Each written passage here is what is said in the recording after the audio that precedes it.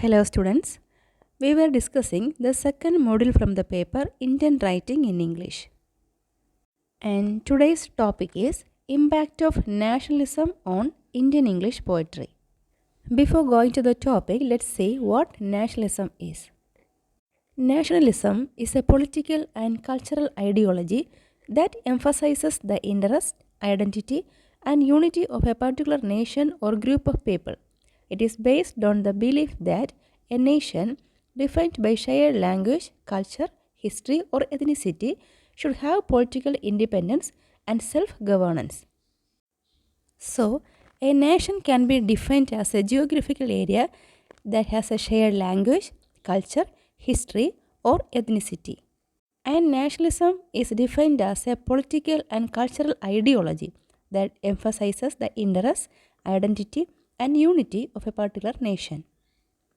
Nationalism is a belief or ideology which is based on the belief that a nation should have a political independence and self governance. Let's see the key aspects of nationalism. Number one, national identity. A strong sense of belonging to a nation, often based on shared language, culture, traditions, and history. Number two, self determination.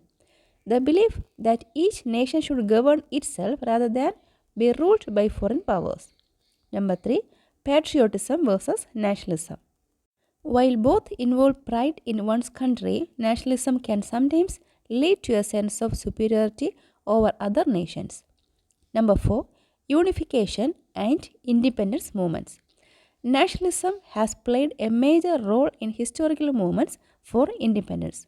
For example, American Revolution, Indian independence, and national unification. Number 5. Political and cultural forms.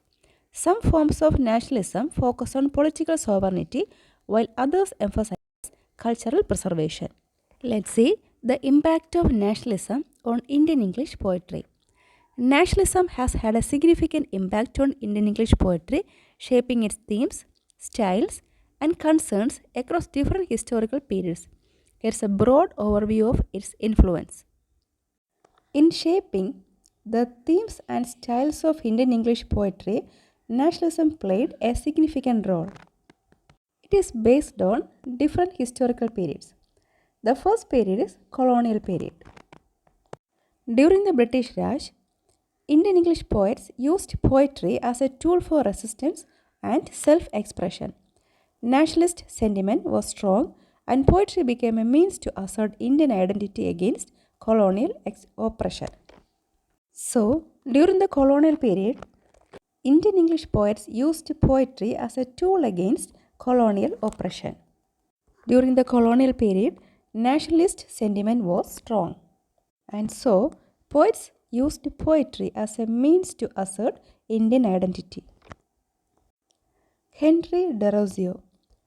As one of the earliest Indian poets in English, Derozio infused his poetry with the spirit of awakening among Indians, advocating for intellectual freedom and patriotism. Sarojini Naidu. Known as the Nightingale of India, Naidu's poetry blended themes of nationalism with romantic and lyrical expressions of Indian culture and heritage. Sri Aurobindo. His poetry reflected a deep spiritual nationalism, combining Vedantic philosophy with the call for India's independence. Rabindranath Tagore. Though he primarily wrote in Bengali, his English translations gained international recognition. His nationalist ideas were deeply rooted in humanism and universalism, emphasizing freedom and self-reliance. So these are the major writers who wrote with nationalist fervor. Second period is post-independence period. After India gained independence, poets explored themes of nation building, partition trauma, and post-colonial identity. So during this period, poets used themes such as nation building, partition trauma, and post-colonial identity. The famous writers who used this technique were Nisimasagar, A.K. Ramanujan, Kamala Das, etc. Nisimasagar. While he avoided overt nationalism, his poetry examined the complexities of Indian identity and the contradictions of modern India. A.K. Ramanujan. His work often reflected on the cultural and linguistic multiplicity of India, addressing the tensions between tradition and modernity. Kamala Das. Though she focused more on personal and feminist themes, her work also touched upon the struggles of post-colonial Indian identity. Number 3. Contemporary period. In recent decades, Indian English poetry has engaged with nationalism in more nuanced ways, often critiquing political ideologies, cultural nationalism, and globalization. So, in the contemporary age or contemporary period, Indian English poetry critiques political ideologies, cultural nationalism, and globalization. Major poets belong to this period are Meena Kandaswamy, Ranjit Hoskot, and Jit Thayil. Meena Kandaswamy. Her poetry confronts caste, gender, and nationalism, questioning dominant narratives of Indian identity. Ranjit Hoskot. His poetry reflects on history, memory, and the politics of nationalism in a globalized world. Jit Thayil. While his poetry is largely cosmopolitan, it also engages with themes of post-colonial displacement and cultural nationalism. Poems of Meena Kandaswamy deals with caste and gender system, then she questions dominant narratives of Indian identity. Ranjit Hoskot's poetry deals with themes like history, memory, and the politics of nationalism in a globalized world.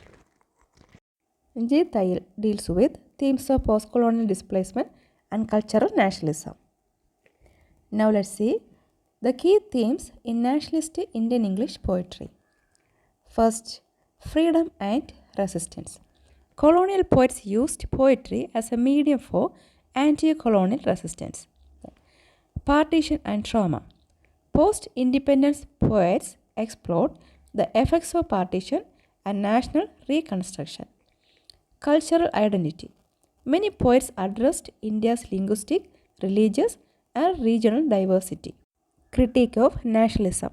Contemporary poets often question exclusionary or authoritarian forms of nationalism.